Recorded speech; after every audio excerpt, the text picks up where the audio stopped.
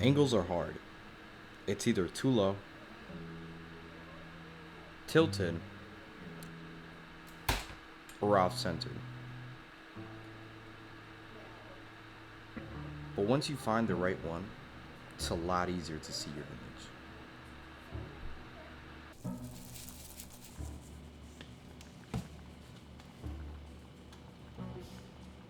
RAW is difficult to shoot.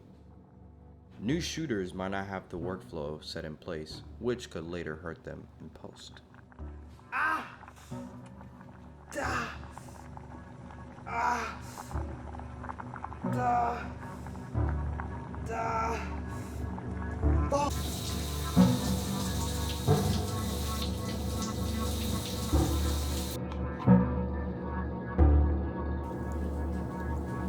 The only way to avoid those things from happening is to actually test your camera. So we're going to test our latitude, which is pretty much the dynamic range of your camera. I'm not going to dive into it too much. I just want to say that if you want to find the latitude of your camera, there's many charts for many different cameras. If you can't find yours, the test will work. First, we're going to put our cameras in two scenarios, which are the main scenarios that you're going to be. Maybe a production scenario if you do have the lighting for that. But first, we're going to take our highest. We're going to find the highest ISO and the lowest ISO. If your camera has dual base ISOs, we're going to be using those. If your camera only has one ISO, but you can change it in post, we're also going to be using those.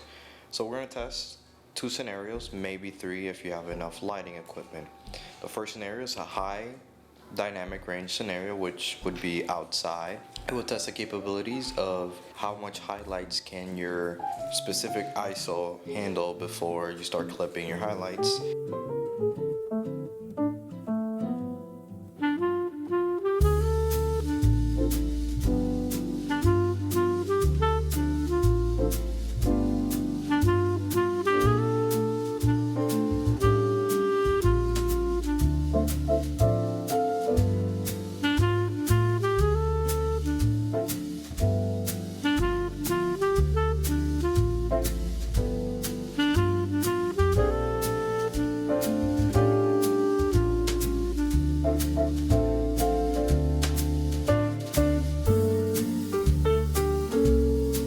Second scenario would be in the dark, pretty much testing which ISO works better for lower noise and still giving you a great image in low light.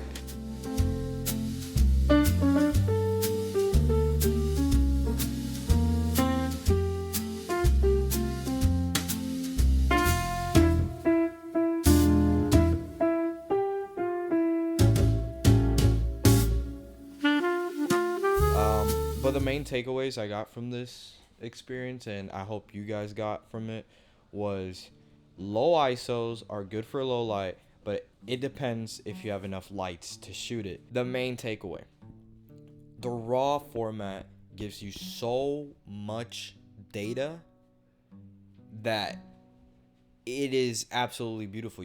It's like you have a blank canvas. It's like if I grab this wall, I can paint whatever I want. I'm not limited like this canvas right here. It's already painted on. You know, this is what an 8-bit footage will look like. Like the footage is already painted. But with the RAW, I have a blank canvas. I have an outline of what I can get. You know, I can do Rec 709. I can get this immediately. Or I can get this, but tweak it. That's what I love about RAW.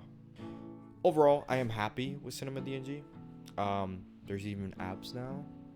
I've been using that before this camera, and it's wonderful.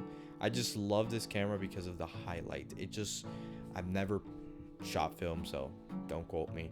But the amount of latitude in the highlights, like I saw an immediate gain when I switched from my phone to this. Yes, my phone has wonderful low light if you're shooting log, but if you're shooting RAW, but once you clip that highlight, it's clipped, like it's gone. Or if it looks clipped on the phone, it's clipped, you know.